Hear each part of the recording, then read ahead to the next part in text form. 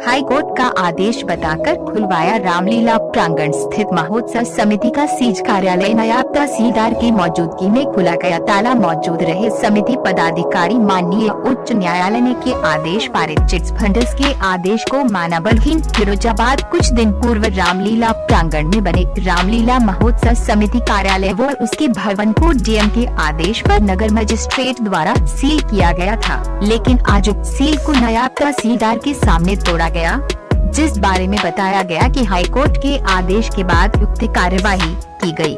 इस दौरान श्री रामलीला महोत्सव समिति के सचिव आरपी सिंह ने बताया कि प्रशासन सभ्य व्यक्ति की बात नहीं सुनता। इस रामलीला प्रकरण में कोई ऐसा झगड़ा नहीं था जो बिल्डिंग को सीज किया जाए, लेकिन हनुमान ट्रस्ट व भाजपा के कुछ कार्यकर्ता डीएम के पीछे पड़े। जो जमीन 1875 से रामलीला के अधीन है, जिन मुसलमानों ने दान दी थी, आज तक जमीन नहीं मांगी, तब से रामलीला होती चली आ रही है।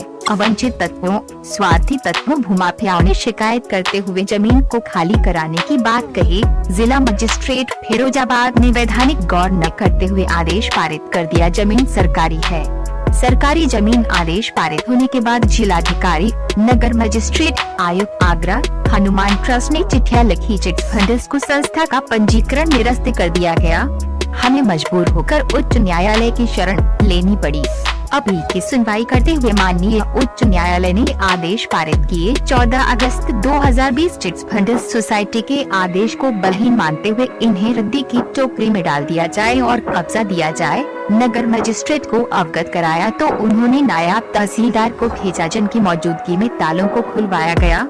इस दौरान एमएलसी डॉक्टर दिलीप यादव ने कहा, अन्य जिन लोगों ने यहां जमीन पर अवैध अतिक्रमण कर रखा है, जनता से सहयोग लेकर प्रशासन को अवगत कराते हुए अतिक्रमण मुक्त कराया जाएगा।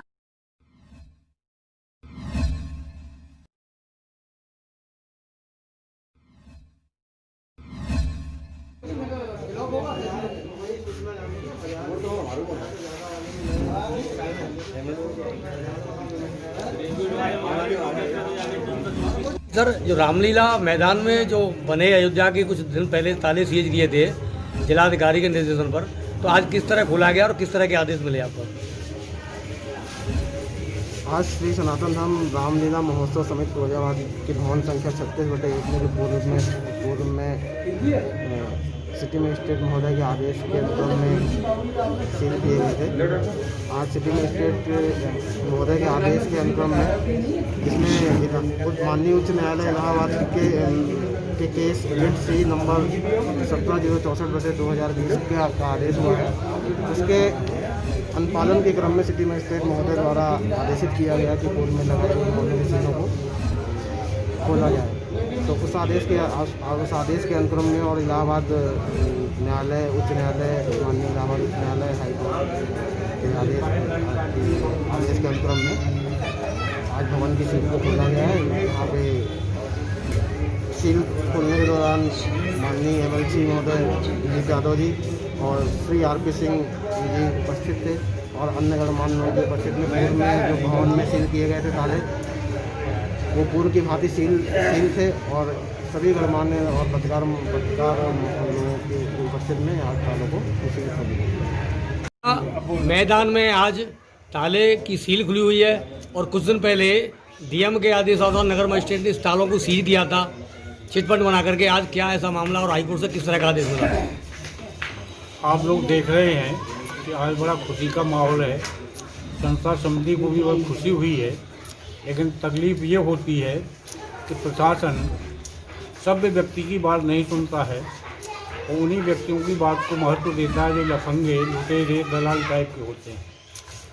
इस रामलीला प्रकरण में कोई ऐसा झगड़ा नहीं था कि बिल्डिंग को सील किया जाए, लेकिन हनुमान ट्रस्ट और भाजपा के कुछ कार्यकर्ता जिलाधिकारी के पीछे पड़े और जो ज़मीन 1875 से रामलीला के अधीन है, ज़मीन दानदाताओं ने आज तक कभी क्लेम नहीं किया है कि ज़मीन हमारी खाली कराई जाए। उन मुसलमानों ने आज तक ज़मीन नहीं मांगी है। 1875-80 के दशक में रामलीला को दान में दी हुई थी और रामलीला का आयोजन 1875-80 के दशक से इसी ज़मीन पर होता चला आ रहा है। लेकिन अवांछित तत्वों ने, स्वार्थी तत्वों ने, भूमाफियाओं ने शिकायत करते हुए इस ज़मीन को खाली कराने के लिए उस पर हमारे जिला मजिस्ट्रेट फैजाबाद ने वैधानिक गौर न करते हुए आदेश पारित कर दिए कि ज़मीन सरकारी है। सरकारी ज़मीन आदेश पारित होने के बाद deputy registrar chit fund society Agra को जिलाधिकारी फैजाबाद ने, नगर मजिस्ट्रेट फैजाबाद ने, आयुक्त आगरा मंडल आगरा ने चिट्ठियाँ लिखी कि संस्था का पंजीकरण निरस्त किया जाए कि जो ज़मीन इनके नाम नहीं है। डिप्टी रजिस्ट्रार ने हमारी संस्था का पंजीकरण निरस्त कर दिया। उसके उपरांत सिटी मजिस्ट्रेट ने कुछ उन्हीं व्यक्तियों की शिकायत के आधार पर इस बिल्डिंग को सील किया था। हमने जब पूछा तो उन्होंने बताया कि आपके खिलाफ 6-7 व्यक्तियों ने शिकायत की है कि आप वहाँ से कीमती सामान चोरी कर सकते हैं, करा सकते हैं। हमने उन्हें जवाब दिया कि यदि हमारी चोरी की नीयत होती तो हम इतना बड़ा निर्माण क्यों कराते, इतना अच्छा सामान क्यों लगाते, हम पैसे की चोरी करते रहते। लेकिन नहीं हो गया तो मजबूर होकर हमें माननीय उच्च न्यायालय की शरण लेनी पड़ी।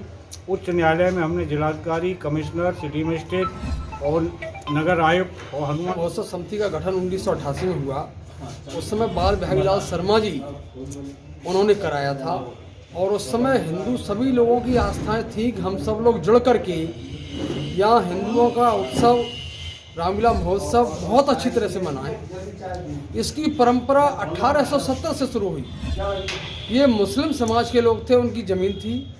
मैं उनके परिवार को उनको सभी धन्यवाद देना चाहता हूँ, बधाई देना चाहता हूँ। उनके परिवार के लोग अभी भी हैं। उन्होंने दान में ये जगह दी, उस दान 52 बीघा दान में जगह दी, उस पर पूरी रामलीला होती चली आ रही है लगातार। 1988 से पहले ऐसे लोग चुन देते थे अपने अध्यक्ष को, महामंत्री को, वो कमेटी एक रामलीला कराती थी। 88 में ज़रूरत महसूस हुई कि कमेटी गठित की जाए, तो सोसाइटी चिट्स फंड में रजिस्ट्रेशन कराया गया। उस रजिस्ट्रेशन के बाद निरंतर हर साल चुनाव इसमें होता है, एक कमेटी बनाई जाती है। पहले पूरे शहर में चंदा होता था, उस चंदे से यहाँ रामलीला आयोजन कराया जाता था।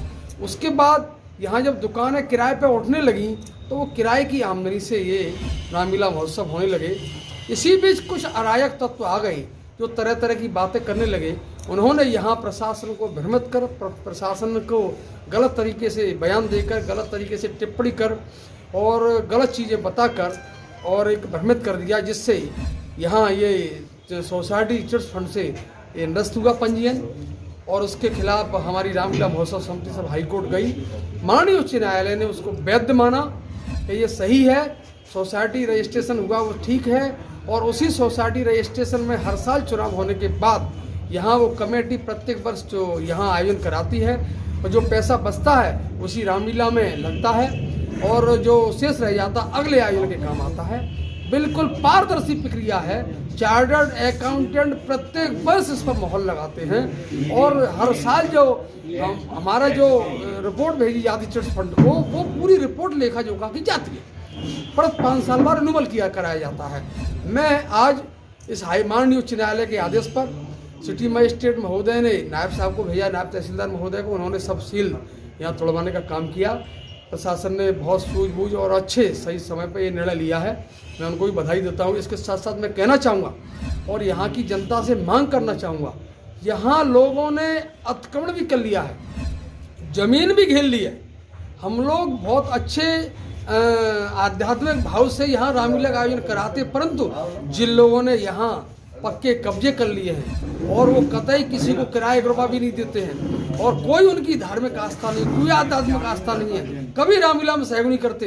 मैं प्रशासन से और शासन से चाहूँगा, हम लिख के भी देंगे, उन सब से खाली कराया जाए और जो रामलीला की अवैध जो जमीन घेर रखी है उसको इससे मुक्त कराया जाए।